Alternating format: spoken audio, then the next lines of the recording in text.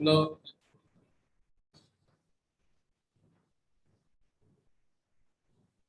हाँ बेटा देखो। अच्छा, ये एक तो ऐसे डायरेक्टली करने का एक तरीका है, दूसरा तरीका क्या है वो भी देख लो।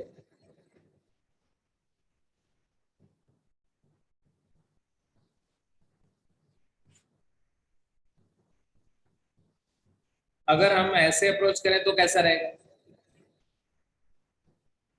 इधर ये इक्वेशन से, समझे, एन की वैल्यू क्या रख सकते हो, minus of L plus M, N is equal to negative of L plus M कर सकते हैं।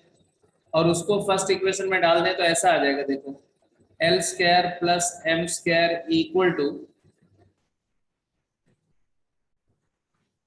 एल प्लस एम का होल स्क्वायर आएगा। अरे एन स्क्वायर, इसको एल स्क्वायर को राइट में ले जाओ, L square plus M square, right side में एन की जगह negative of L plus M कर दिया, तो यहां से क्या आएगा, एल इंटू एम जीरो, इससे या तो एल जीरो या एम जीरो। अगर एल जीरो है और एन की वैल्यू 1/√2 है तो एम निकल आएगा, क्योंकि एल और एन का सम जीरो। तो एक तो केस आएगा कि एल की वैल्यू जीरो और एम और एन अपोजिट साइन के होंगे, तो एक -1/√2 तो दूसरा 1/√2, या जीरो एक 1/√2 तो दूसरा -1/2, ऐसे दो सेटअप वैल्यू है। अब ये जो दो सेटअप वैल्यू है इनका डॉट प्रोडक्ट जीरो है, देखो इसका मतलब है दोनों लाइंस क्या होंगी, डॉट प्रोडक्ट कितना है,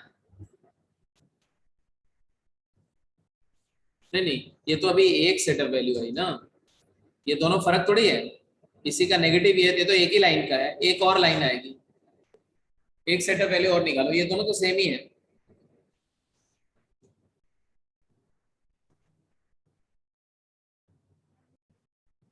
अरे एक बार एल जीरो से निकाला ना, अब एल जीरो के बजाय अब एम जीरो से निकालो बेटे, एम जीरो करोगे तो क्या आएगा,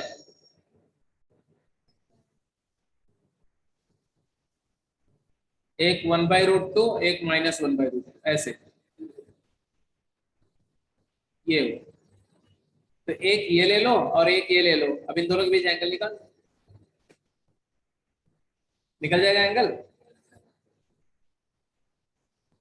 मतलब ऐसे वेक्टर के फॉर्म में अगर देखो ना तो वेक्टर ऐसा आएगा, एक वेक्टर आएगा तुम्हारा आई कैप माइनस के कैप, और एक वेक्टर आएगा जे कैप माइनस के कैप। तो इन दोनों वेक्टर के बीच एंगल क्या होगा, तो डॉट प्रोडक्ट क्या आएगा, पहले ये देखो, तो डॉट प्रोडक्ट क्या आएगा इसका, 1/√2 इंटू √2, ये कॉस थीटा हुआ, कॉस थीटा हाफ हुआ तो थीटा क्या हुआ, पाई।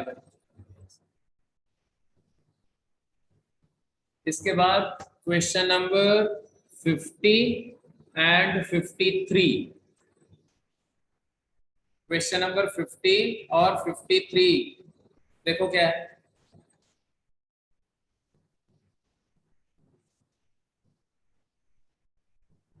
50th क्वेश्चन क्या है देख लो, क्यों नहीं हुआ ये भी समझ लो।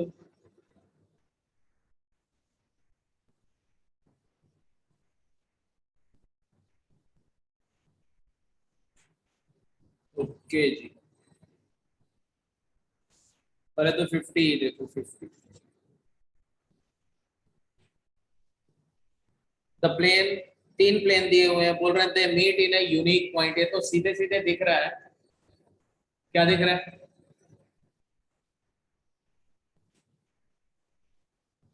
क्या दिख रहा है, तीन होमोजीनियस इक्वेशन है और यूनिक सोल्यूशन है 0 0 0, यूनिक ट्रिवियल सोल्यूशन है कि नहीं।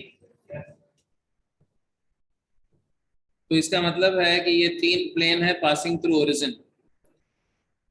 तो 50 क्वेश्चन में x plus Y equal to 0, Y plus Z equal to 0, Z plus X equal to 0, इसका एक ही पॉइंट है 0,0,0।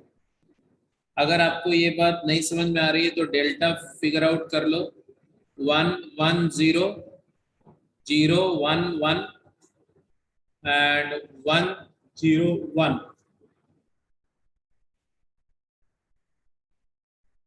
है ना। और डेल्टा अगर नॉन जीरो आ गया, डेल्टा की वैल्यू क्या आ रही है, तो इसको हम C2 replace by C2 minus C1 कर दें, तो 1 0 1 एंड 0 1 माइनस 1 एंड 0 1 1, तो क्लियर कट इसका डेल्टा की वैल्यू आ रही है 2। Delta non zero homogeneous equation, delta non zero मतलब unique non trivial solution, unique trivial solution. शायद आपको याद हो डिटर्मिनेंट में Cramer's rule, unique trivial solution मतलब they meet at unique point and that unique point is 0, 0, 0। एक और बात समझ में आ रही है यहां से, अगर आप थोड़ा गौर करिए तो क्या, कि ये जो प्लेन है, इस प्लेन का नॉर्मल वेक्टर है आई कैप प्लस जे कैप, इसका नॉर्मल वेक्टर है जे कैप प्लस के कैप, इसका नॉर्मल वेक्टर है के कैप प्लस आई कैप। अब इससे हम ये पता कर सकते हैं कि दोनों वेक्टर, दोनों प्लेन के बीच एंगल कितना है। What is the angle between these two vectors?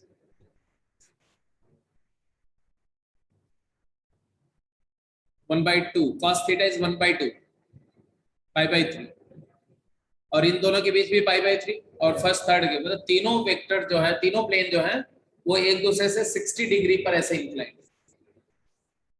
मतलब वो एक टेट्राहेड्रन जैसा फॉर्मेशन कर रहे होंगे। They are not orthogonal, they are not perpendicular. यहाँ लिखा हुआ आर म्यूचुअली परपेंडिकुलर, ये गलत है, तो ये भी गलत है, ये भी गलत है, केवल एक ऑप्शन सही हुआ, कौन सा? ठीक है जी निशांत, सही है, कोई दिक्कत? इसके बाद अगला क्वेश्चन कौन सा था? अगला डाउट था 53 है? हो गया, सो नाइस ऑफ यू, आगे बोलो फिर।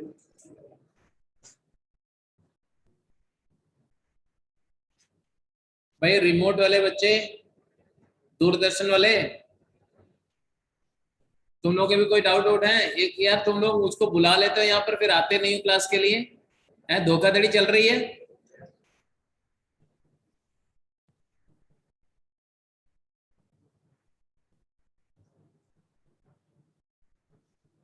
दीक्षांत,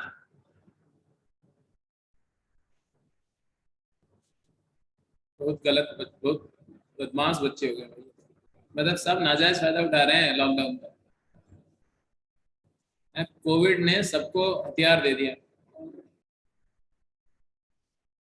चलो जी, और कोई डाउट नहीं है किसी का, तो फिर पहली पहली वाली असाइनमेंट लेवल 1 खत्म हो गई। लेवल 2 में बोलो, है कुछ बताइए, ये जाइए लेवल 2 में बताइए, क्वेश्चन बोलिए। इसमें वैसे एक फोर्थ क्वेश्चन किसी ने पूछा है, फोर्थ, वैसे ये महान आत्मा पंडित दीक्षांत प्रोफेसर ही हो सकते हैं।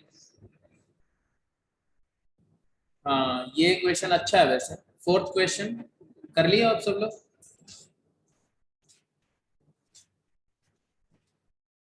क्वेश्चन नंबर 4 करिए जरा तो। क्या बोला गया? बोला गया कि find the ratio in which this sphere divides the line joining the 2 points.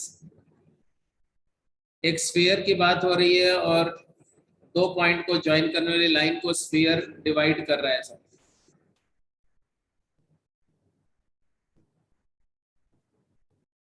मान लो स्फीयर को लाइन यहाँ मीट कर रही है, फिर आगे जाकर के पीछे यहाँ भी मीट कर रही है, और पॉइंट ऐसे 2 दिए हुए, एक पॉइंट दिया हुआ है ए, एक पॉइंट दिया हुआ है बी, 3 -1 2 और 9 -3 6। अब मुझे नहीं पता कि इंटरनल डिवीजन हो रहा है कि एक्सटर्नल, तो मैंने तो सीधे ये एज्यूम करना है कि मान लो एक पॉइंट है स्फीयर पे, वो पॉइंट को ये लाइन मीट कर रही है, कौन सी line? A B, E point पर, जो लैम्डा इज टू 1 रेशियो में डिवाइड कर रहा है।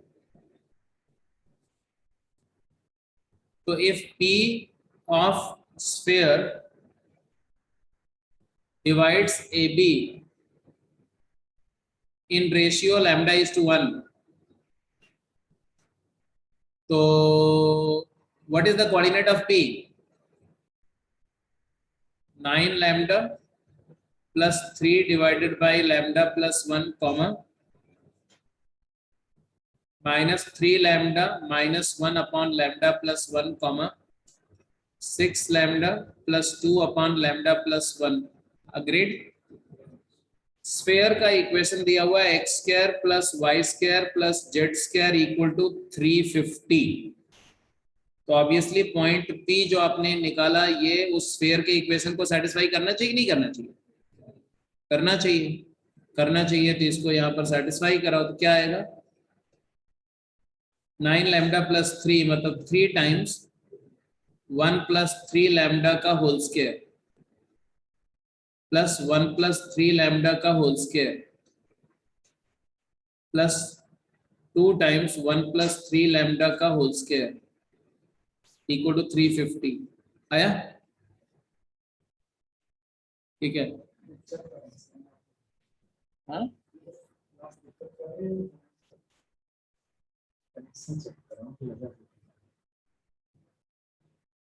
शंकर भगवान के गढ़ हो तुम लोग. हाँ जी, यहाँ पर क्या दिख रहा है बोलो? कुछ कॉमन है तीनों में? 1 प्लस 3 लैम्डा का होल स्क्वायर कॉमन ले लो तो क्या है? 9 plus 1 plus 4 is equal to 350 मतलब 7 इंटू 5 इंटू 5 इंटू 2 है कि नहीं? 9 प्लस 1 10 4 14 14 और 7 इंटू 2 कैंसिल हो गया.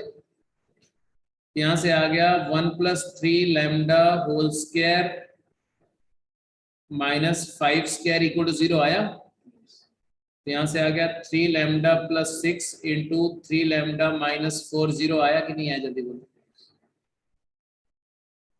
है बोलो.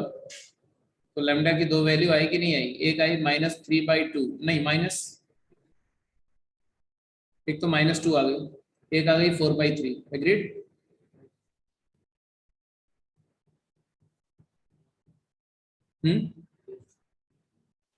लैम्डा -2 तो -2:1 रेशियो दिख रहा है कोई? बोलो. बस तो पूछ रहे हो यार, हो गया आंसर आ गया ये. ठीक है. दोनों लैम्डा की वैल्यू आ रही है नहीं, एक नेगेटिव आ रही है एक पॉजिटिव आ रही है, मतलब एक इंटरनल डिवीजन और एक एक्सटर्नल. मतलब कुछ ऐसा हो रहा है कि ये स्फीयर कुछ ऐसा होगा, ऐसा एक स्फीयर होगा ऐसा. अरे ऐसा भी नहीं. और इस स्फीयर का मतलब समझ रहे हो ना, ये सॉलिड है. सॉलिड नहीं मतलब हॉलो स्फीयर टाइप का मान लो. और जो लाइन है ना उसको दो जगह कट करेगी, मतलब ऐसा ऐसा ऐसा कुछ ऐसा ऐसा. ये स्फीयर है और लाइन कुछ ऐसे पास करेगी तो एक बार यहाँ बाहर मीट करेगी, फिर ऐसे अंदर से जाकर जब बाहर उधर दूसरी साइड से निकलेगी तो फिर से मीट करेगी. ठीक है जी. तो मान लो एक पॉइंट हमारा ए यहाँ था और बी यहाँ था, तो एक तो पॉइंट ऑफ इंटरसेक्शन जो है वो पी की लोकेशन इंटरनल डिवीजन में आएगी और एक पी की दूसरी वाली लोकेशन एक्सटर्नल डिवीजन में आएगी. तो चौथा क्वेश्चन हो गया. फोर्थ के बाद 12th क्वेश्चन था. 12th के पहले कोई डाउट है? 10th. फोर्थ के बाद क्वेश्चन नंबर 10 देखिए भाई. 10th question.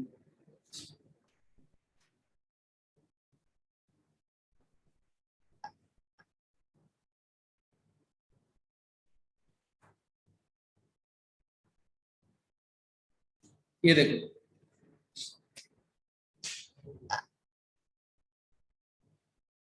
दो लाइन दी हुई है. Equation of bisector of angle between them. इन दोनों लाइन के बीच का एंगल बाइसेक्टर का इक्वेशन चाहिए. इसका मतलब है कि दोनों लाइन इंटरसेक्टिंग लाइन होनी चाहिए. तो पहले हम दोनों का पॉइंट ऑफ इंटरसेक्शन निकाल लेना चाहिए। समझ रहे हो मेरी बात? नहीं समझ रहे हो तो समझ लो। क्या समझ लो? पहले हम क्या निकालें इसका बोलो। पहले हम दोनों लाइंस का, हेलो, क्या निकालें? पॉइंट ऑफ इंटरसेक्शन निकाल लें, अल्फा बीटा गामा। मान लो पॉइंट ऑफ इंटरसेक्शन P है अल्फा बीटा गामा। अच्छा जी, पहले लाइन के अक्रॉस एक वेक्टर दिया हुआ, नहीं दिया हुआ? दिया हुआ ना, u वेक्टर है मान लो। और दूसरी लाइन के अक्रॉस भी एक वेक्टर दिया हुआ, नहीं दिया हुआ? वो भी दिया होगा। अरे दिया हुआ है यार, वी डायरेक्शन रेशियो तो दोनों लाइन की दी हुई है ना, तो दोनों वेक्टर भी गिवन है कि नहीं? अरे बोलो हाँ कि नहीं? अच्छा, जब दो वेक्टर पता है तो एंगल बाइसेक्टर के अलावा यूनिट वेक्टर निकाल सकते कि नहीं? मैंने unit vector along the diagonal, unit vector along the internal angle bisector, unit vector along the external bisector सारा बताया हुआ है मैंने। ठीक है, चलो एनीवे ऐसा काम करते हैं, पहले तो पॉइंट ऑफ इंटरसेक्शन मुझे बता दो, फिर बाकी बात बाद में होगी। पॉइंट ऑफ इंटरसेक्शन क्या है?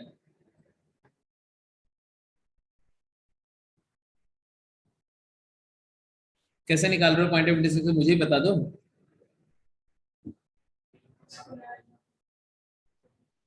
हाँ, इसको लैम्डा पुट करके और इसका पॉइंट एक लिख लो लैम्डा के फॉर्म में, दूसरे पे पुट कर दो, क्या कहानी है ना। तो पहले लाइन का एक पॉइंट है 2 lambda comma 3 minus 2 lambda comma 2 plus lambda, agreed.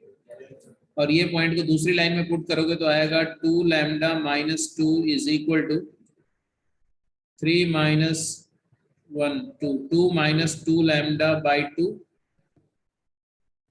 Is equal to 2 plus lambda minus 3 lambda minus 1 by 2। यही आ रहा है। अब आप मानो नहीं मानो, आ तो यही रहा है। इन दोनों को सॉल्व करो तो आया 4 lambda minus 4 is equal to 2 minus 2 lambda, तो 6 lambda is equal to 6, lambda की वैल्यू 1 आई। लैम्डा इक्वल टू 1 सेटिस्फाई भी कर रहा है दूसरे वाले इक्वेशन को, इसका मतलब लैम्डा की फाइनल वैल्यू क्या आ गई? 1। अच्छा जी, लैम्डा 1 आ गया तो कोऑर्डिनेट आ गए, पॉइंट ऑफ इंटरसेक्शन के कोऑर्डिनेट। जय हिंद, जल्दी बोलो। 2 कॉमा 1 कॉमा 3, 2 1 3। मतलब जो लाइन होगी वो ऐसी होगी, x minus 2 upon L, y minus 1 upon m, z minus 3 upon n। तो मजे की बात है कि तीनों में न्यूमरेटर सेम है ना, इसलिए आपको बहुत ज्यादा चालाकी करने की कोशिश मत करो, यहाँ से कुछ नहीं होगा, आगे बढ़ना पड़ेगा। अब हमें चाहिए डायरेक्शन रेशियो, किसका? एंगल बाइसेक्टर का। तो एंगल बाइसेक्टर का अलोंग एक वेक्टर चाहिए, तो एंगल बाइसेक्टर के अलोंग वेक्टर चाहिए, तो आप इधर भी एक यूनिट वेक्टर ले लो और इधर भी एक यूनिट वेक्टर ले लो। क्या ले लो? और फिर दोनों का रिजल्टेंट जो होगा वो हमेशा रोम्बस बनेगा, तो एंगल बाइसेक्टर के अलोंग आएगा। आएगा कि नहीं आएगा? तो ये है U cap plus V cap, ये वेक्टर फाइंड कर लो किसी तरह से। U cap plus V cap find कर सकते हैं क्योंकि यू वेक्टर तुम्हारा है 2 I cap minus 2 J cap plus K cap, V vector है तुम्हारा I cap plus 2 J cap plus 2 K cap. तो आप समझ ही रहे होंगे यूनिट वेक्टर क्या हो जाएगा, 2 I cap minus 2 J cap plus K cap by 3 plus I cap plus 2 J cap plus 2 K cap by 3। तो 3v पे मत जाओ, आंसर बोलो क्या वेक्टर आया। तो डायरेक्शन रेशियो क्या आया, जल्दी बोलो। 3 आई कैप बाई 3, तो आई कैप मतलब 1, हाँ, minus 2 J cap plus 2 J cap 0 and के कैप प्लस 2 3 के कैप 1 माइनस 101 ना 101, 101 का मतलब हो गया 101, 101 का मतलब हो गया 101, आंसर आ गया। ये रहा आंसर, क्या? 101। कौन सा आंसर है? ए? चलो भाई ये आ गया। और बोलो, इसके बाद 10th के बाद क्वेश्चन नंबर 12 पूछा गया है। 12 के बारे में और कोई डाउट तो नहीं किसी का?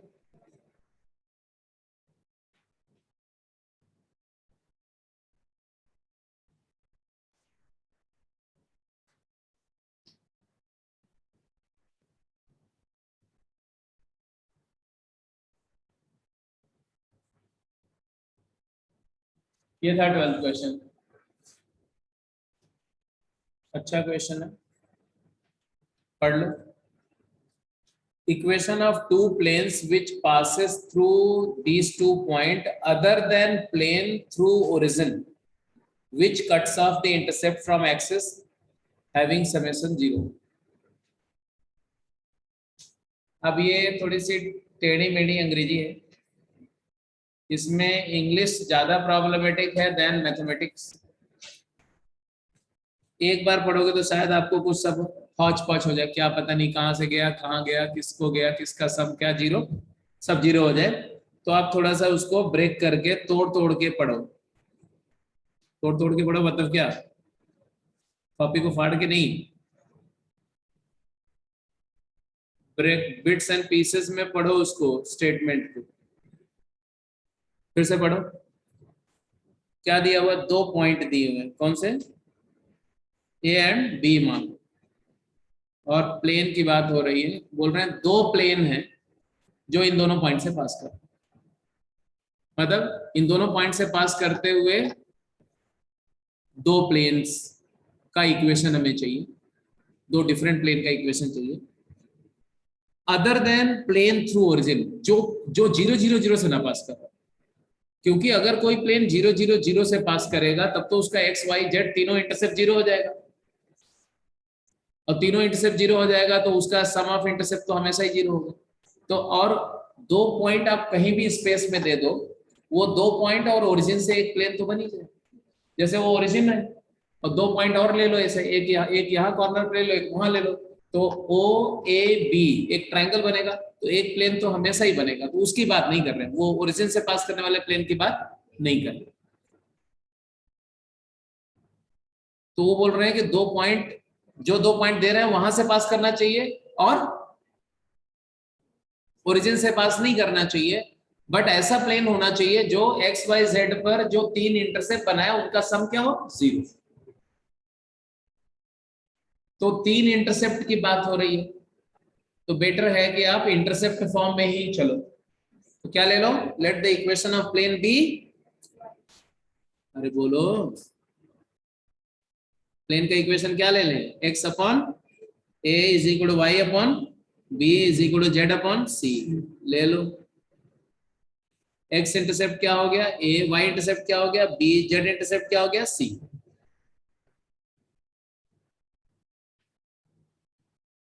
तो ऐसे प्लेन का इक्वेशन आपने लिख दिया, X by A plus Y by B plus Z by C equal to 1। अच्छा जी, अब ये प्लेन के बारे में क्या क्या बात गिवन है। एक तो इंफॉर्मेशन दिया हुआ है कि ए और बी और सी का समेशन क्या है, 0। एक दिया हुआ है कि ये प्लेन पास कर रहा है कौन से पॉइंट से, ए से, इस प्लेन पर ए पॉइंट भी है और इसी प्लेन पर एक पॉइंट बी भी है। तो ए और बी दोनों कोऑर्डिनेट सेटिस्फाई करेंगे। ए का कोऑर्डिनेट 0 4 -3, तो 0 by A 0, 4 by B -3/c equal to 1 आया, और 6 by A -4/b plus 3/c equal to 1 आया। बोलो हाँ या ना, बोलो। बस आपके पास 3 रिलेशन है तो क्या एबीसी की वैल्यू नहीं निकाल सकते हो क्या, क्या निकाल के दिखा दो, find the value of ABC. बहुत चालाकी से सॉल्व करो, क्योंकि इक्वेशन सॉल्विंग बहुत स्किलफुल टास्क होता है। अगर आप बिना एकदम ब्लाइंड तरीके से सॉल्व करोगे तो हो सकता है 1 महीने लग जाए। इसलिए बहुत प्यार से हैंडल करो इसको, कुछ देख करके, ऑब्जर्व करके, कुछ अच्छी बात दिख रही हो तो मुझे बताओ।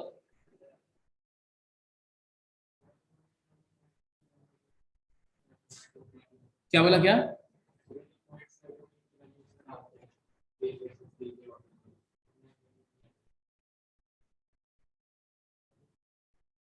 अच्छा, बोल रहे हो कि ये तीनों पॉइंट का, ये दोनों पॉइंट का कोऑर्डिनेट सेटिस्फाई करो बारी बारी से, हैं?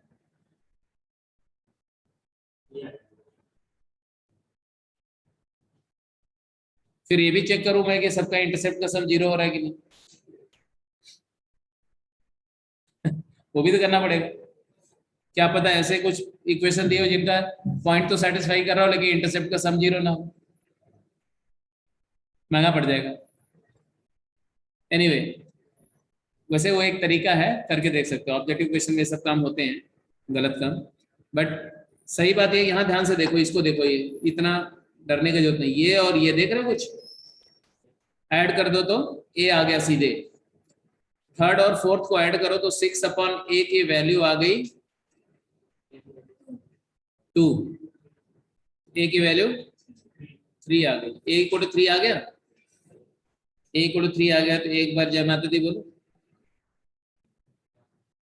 आगे चलो, जय माता दी बोले मतलब आगे चलो भाई, खुश हो जाओ ना, खुश होकर के आगे काम करो।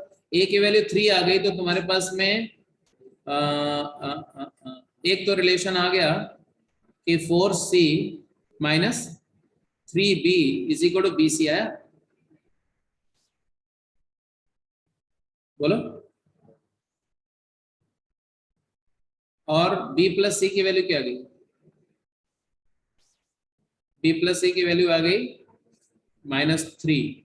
तो अब b के जगह पर हम c के फॉर्म में लिख दें तो b is equal to -3 minus c नहीं हो जाएगा?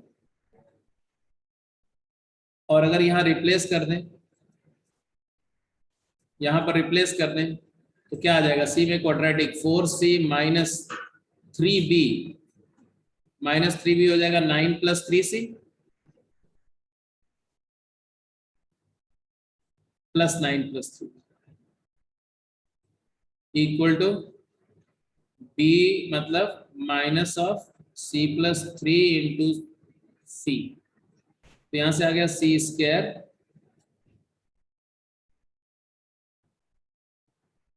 Plus 10c plus 9 equal to 0 आ रहा है। तो यहां से c plus 1 into c plus 9 0 आ रहा है बेटा। तो c की वैल्यू आ रही है -1 एंड 9, और c आ गया और a आ गया तो b तो आ ही जाएगा। तो एक तो आ गया तुम्हारा, लिख दो जरा जी, 3, बोलो 3 कॉमा b क्या आएगा? b प्लस सी -3 है, अगर c की वैल्यू -1 है तो b की वैल्यू -2। और अगर अगर c की वैल्यू -9 है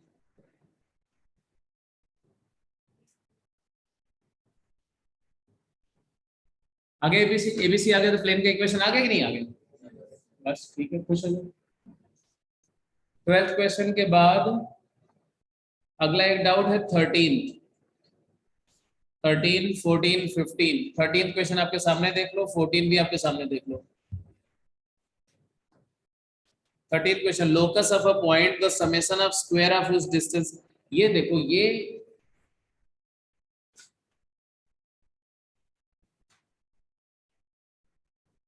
वैसे ये क्वेश्चन वर्बली कर सकते हो। ये तीनों प्लेन एक दूसरे के परपेंडिकुलर प्लेन्स, उनके वेक्टर को ध्यान से देखो। तो n1 डॉट n2 0 है, n2 डॉट n3 भी 0 है, n3 डॉट n1 भी 0। अगर तीन म्यूचुअली परपेंडिकुलर प्लेन्स हो, ऐसे ऐसे करके तीन, तो उनको आप X Y Z Z X plane मान सकते हो, क्योंकि उनका जो पॉइंट ऑफ इंटरसेक्शन है ओरिजिन को वहां शिफ्ट करके और थोड़ा सा इस फ्रेम को रोटेट करोगे तो फिट हो जाएगा उसमें। तो आप ये बोल सकते हो कि ये जो बोल रहे हैं ना कि एक्स वाई जेड एक पॉइंट है, उसका ये तीनों प्लेन से परपेंडिकुलर डिस्टेंसेस के स्क्वायर का सम 0 है, यही दे रहे हैं ना। 9 है। तो हम ये भी मान सकते हैं कि एक एक्स वाई जेड पॉइंट है और एक्स वाई प्लेन और वाई जेड और जेड एक्स प्लेन से उनके डिस्टेंसेस के स्क्वायर का सम क्या है 9 है। एक ही बात, जो आंसर जो लोकस वहां से आएगा वही लोकस यहाँ से भी आएगा। बट चलो अभी हम इसी के लिए करते हैं, क्योंकि वहां से लोकस तो सीधे मुझे दिख रहा है कि एक्स वाई प्लेन से डिस्टेंस मॉड जेड हो जाएगी, वाई जेड प्लेन से मॉड एक्स और जेड एक्स से मॉड वाई, तो x square plus Y square plus Z square equal to 9 answer आ जाएगा, बिना सॉल्व किए हुए आ जाएगा। बट चलो अगर हम इसी सिचुएशन में करते हैं तो हम मान लेंगे क्या कि हमारे पास में 3 ऑर्थोगोनल प्लेन्स हैं और वो तीनों प्लेन का इक्वेशन P1 0 है, एक है P2 0 और एक है P3 0, और एक पॉइंट हमारा है जिसका कोऑर्डिनेट क्या है x, y, z। बोलो, तो परपेंडिकुलर डिस्टेंसेस निकालो। पहले प्लेन से डिस्टेंस क्या आएगा बोलो, x plus Y plus Z का मॉड डिवाइडेड बाई √3 का होल स्क्वायर, प्लस दूसरे प्लेन से डिस्टेंस क्या आएगा वो x माइनस जेड का मॉड बाई √2 का होल स्क्वायर। बोलो, तीसरे प्लेन से डिस्टेंस क्या होगी x minus 2y plus Z का मॉड बाई √6 का होल स्क्वायर इक्वल टू 9। यही आया कि नहीं, बोलो। तो ये कुछ ऐसा आ गया, देखो x plus Y plus Z का whole square plus y x minus Z का whole square plus x minus 2y plus Z का होल स्क्वायर, इसके नीचे 3 आएगा, 2 और 6, 6 3 2 का एलसीएम क्या होता है 6 होता है। 6 से मल्टीप्लाई कर दे अगर तो यहाँ आ जाएगा 2, यहाँ आ जाएगा 3, यहाँ 1 इक्वल टू 54। बढ़िया,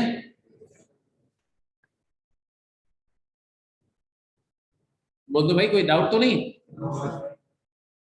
अच्छा, जब डाउट नहीं है तो फिर तो क्वेश्चन में भी आंसर में भी कोई डाउट नहीं है। देखो एक्स स्क्वायर कितनी बार आएगा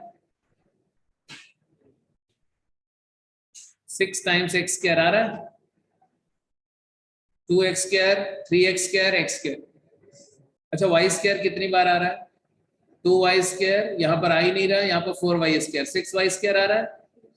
जेड स्क्वायर कितनी बार आ रहा है 2 टाइम्स यहाँ आ रहा है, 3 टाइम्स यहाँ आ रहा है और एक बार यहाँ, तो 6। अब यहाँ देखो, यहाँ पर 4xy आएगा, xy 2xy का डबल 4xy, और यहाँ पर -4xy कैंसिल हो जाएगा।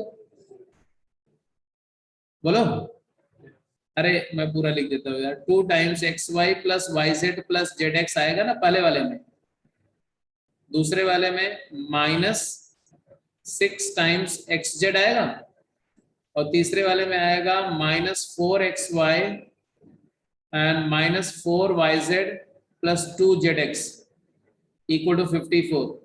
बोलो हाँ या ना। अब यहाँ देखो तो 2xy,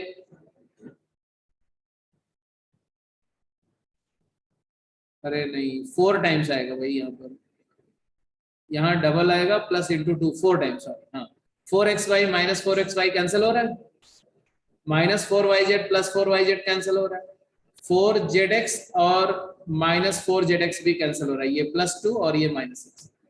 तो आपके पास जो आंसर आया वो बेसिकली आया x square plus Y square plus Z square equal to 9।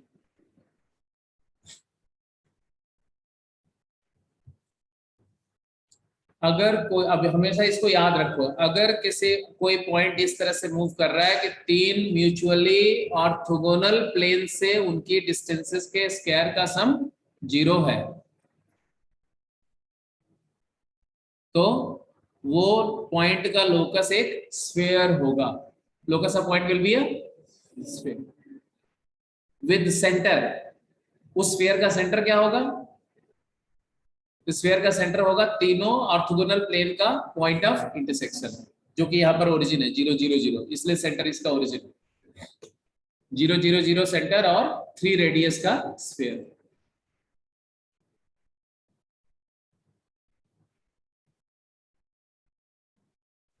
Anyway, इसके बाद अगला क्वेश्चन क्या है।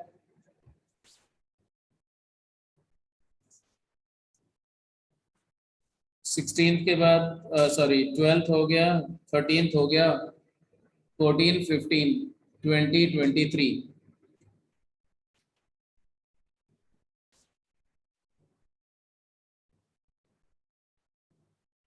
ये 14th क्वेश्चन। ये इसमें तो कुछ खास है नहीं। O A vector, O B vector और ओ सी वेक्टर कोप्लेनर है।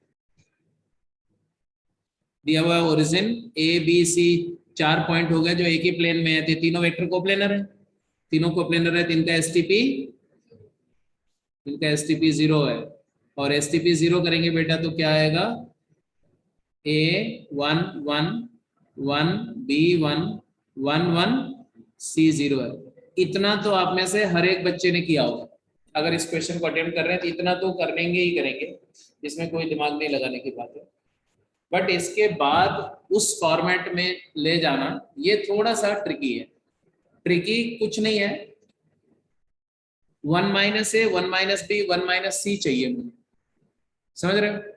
तो आप थोड़ा पहले इसको डायरेक्टली एक्सपांड करने के बजाय इस पे कुछ रो ऑपरेशंस परफॉर्म करो।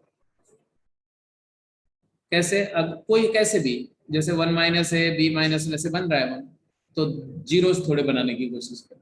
ठीक है, तो मैं ऐसे लिख दूं, R2 replace by R2 minus R1 and R3 replace by R3 minus R1 कर दूं। आप कोई दूसरा ऑपरेशन भी कर सकते हो, ऐसा कुछ नहीं है। तो यहाँ पर क्या आएगा, A 1 1, यहाँ बोलो 1 minus A B minus 1 0,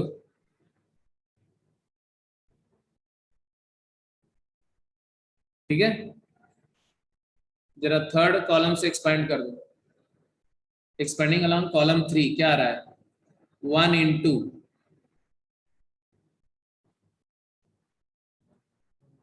1 minus A into 1 minus B. अरे माइनस भी तो आएगा बेटा, 0 माइनस आएगा तो माइनस की वजह से 1 माइनस बी लिख दिया। एंड 0 टाइम्स समथिंग तो 0 ही रहेगा, उसको तो छोड़ ही दो। Plus c minus 1 multiplied by, बोलो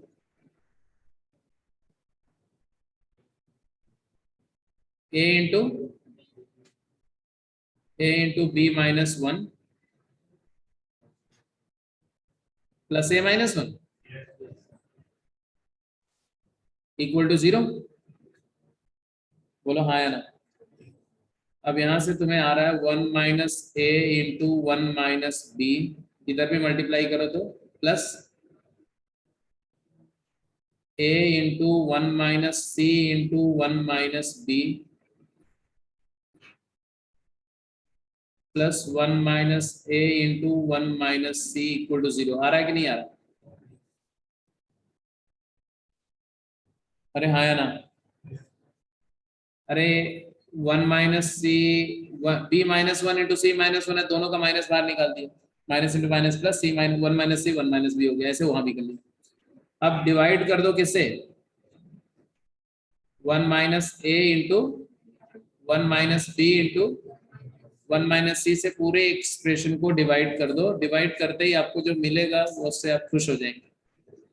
1 अपॉन सी 1 माइनस सी दिख रहा है,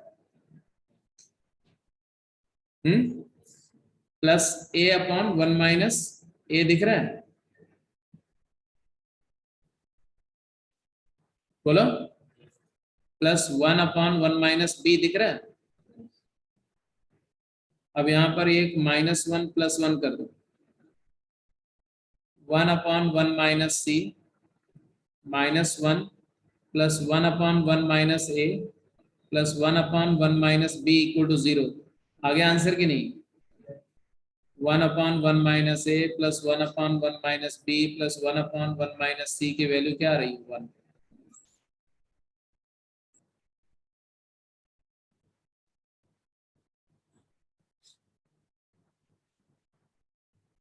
तो थोड़ा सा क्लेवर रीअरेंजमेंट है, वो भी बड़ा प्रेडिक्टेबल है, क्योंकि जो फॉर्मेट दिख रहा है उसके हिसाब से दो ऑपरेशन करके करेंगे तो आसानी से हो जाएगा। अगर पूरा एक्सपैंड कर देंगे डिटर्मिनेंट को फिर बड़ी मुश्किल हो जाएगी। फिर उस फॉर्मेट में ले जाने के लिए फैक्टर वेक्टर करने में आपकी जो है एकदम पूरा बारात निकल जाएगी। ठीक है, तो ये आ गया तुम्हारा 14th हो गया जी। और 15th क्वेश्चन बताना पड़ेगा क्या? पढ़ लो जरा, क्वेश्चन नंबर 15 पढ़ के देखो।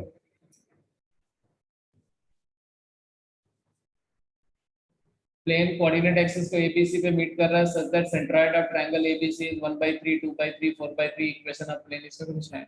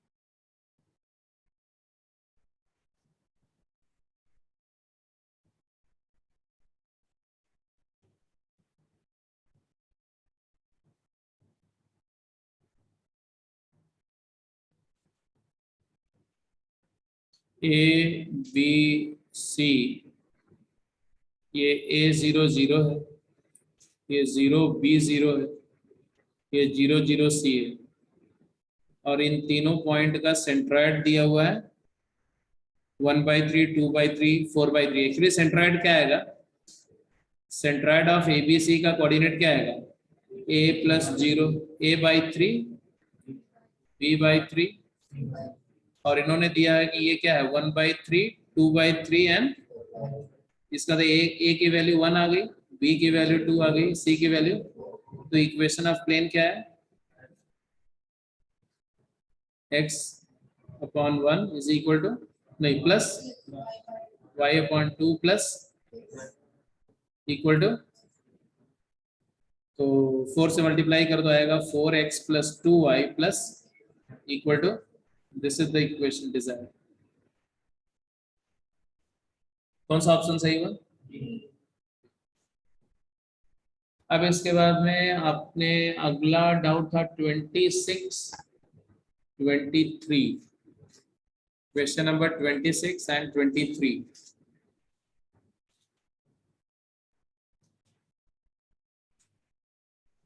16 तो हो जाएगा ना?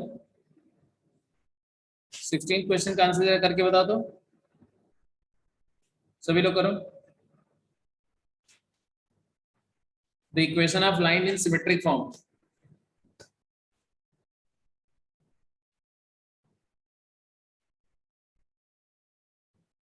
अगर दो प्लेन गिवन हो, दो प्लेन अगर नॉन पैरेलल है तो वो हमेशा एक लाइन के अलोंग इंटरसेक्ट करते हैं, और वो लाइन का इक्वेशन पेयर ऑफ प्लेन से भी दिया जाता है कि दो प्लेन का इक्वेशन दे दिया तो लाइन दे दिया, तो वो दोनों प्लेन से रिप्रेजेंट होने वाली लाइन का इक्वेशन निकालना मैंने बताया हुआ है आपको, याद है? हैं? कैसे निकालते हैं दो प्लेन से रिप्रेजेंट होने वाली लाइन का इक्वेशन? अगर ये लाइन है और एक प्लेन ये है और एक प्लेन ये है, कैसे निकालते हैं ये लाइन का इक्वेशन? Line of intersection. अगर ये प्लेन तुम्हारा है ax + by + cz + d0, और ये प्लेन है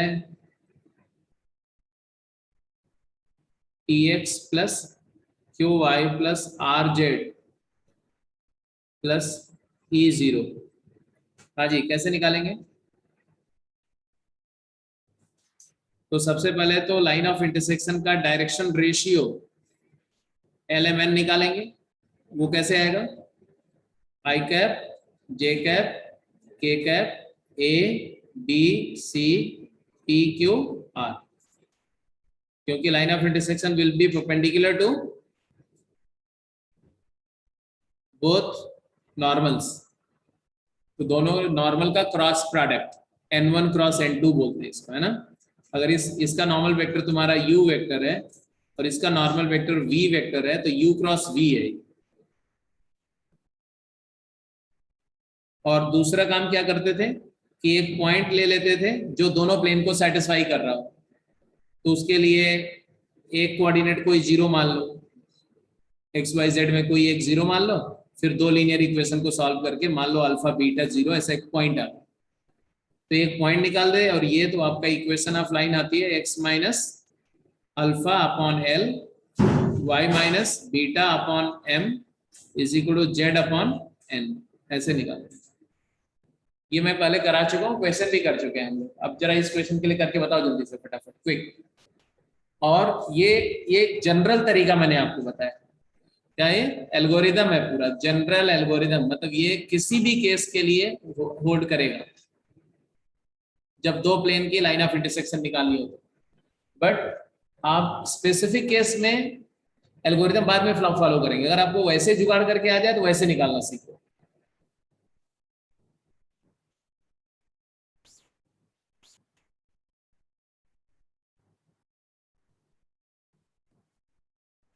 जैसे इस केस में अगर आप एल्गोरिदम फॉलो करोगे तो डायरेक्शन रेशियो क्या आएगा? डायरेक्शन रेशियो आएगा i cap j cap k cap, बोलते जाओ, 2 0 1 एंड 0 2 1, यही है ना। तो क्या आया जरा कैलकुलेट करके बताओ। -2 -2 4, मतलब इसको सिंप्लीफाई कर तो 1 1 -2 लिख सकते हैं। ये डायरेक्शन रेशियो आ गया किसका? लाइन का, dr ऑफ लाइन आ गई। और पॉइंट निकालना है तो पॉइंट तो डायरेक्टली निकाल सकते हैं। जैसे जैसे y की वैल्यू 1 ले लो, y की वैल्यू 1 ले लो, तो z क्या है? -2। बोलो बोलो, अरे यहाँ यार, यहाँ y कुछ भी ले लो, y की वैल्यू 1 ले लो, वैसे y की वैल्यू 0 भी ले सकते हो, आपकी मर्जी। तो y को 1 लिया तो z -2 आ गया। अच्छा, z -2 आ गया तो 2x क्या आ गया? 6x3 आ गया।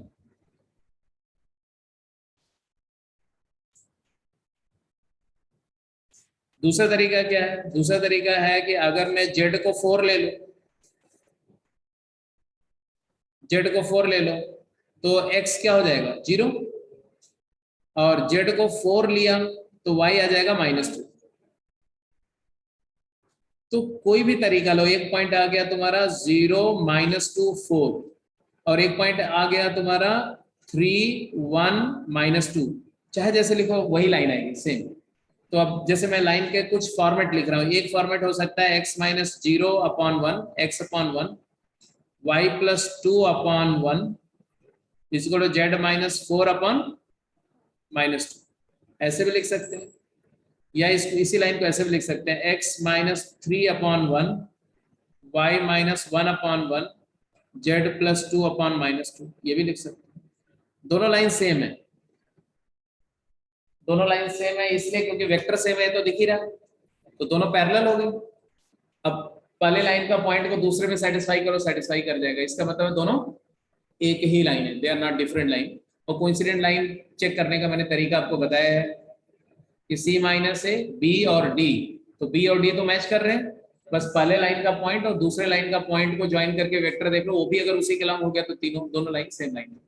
तो this is what 16th question. Clear है 16? हो गया यार, 2-4 सवाल पड़े हुए थे, इसके डाउट पूरे खत्म हो जाने देते यार, नहीं कर लेते अगर बदमाश लोग हो। चलो ठीक है, कोई बात नहीं। तो अब इसमें ऐसा है कि इसमें जो आपके कुछ क्वेश्चन हैं, 5-6 क्वेश्चन हैं जो भी पेंडिंग रह जाते हैं, राइट। तो उसको मैं सॉल्व करके आपको शेयर कर दूंगा, या आज क्लास, अगर अगर शाम में अभी अब मैं चला जाता हूँ, क्लास अगर होगी तो क्लास में ही डिस्कस कर लें।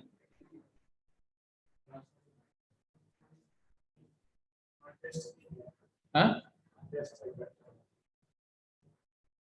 एक बार बताओ, टेस्ट के लिए कोई दूसरा टाइम नहीं रख सकते हो। मैंने बताया कि इन लोगों का जो है वो सिलेबस को खींचना पड़ेगा, क्योंकि इनका ये फर्स्ट यूनिट टेस्ट जो होगा उसका सिलेबस कंप्लीट करना है। तो आप नंबर ऑफ क्लासेस हमें ज़्यादा से ज़्यादा देने की कोशिश करो, तो आप उसी क्लास के टाइम में टेस्ट रख दें।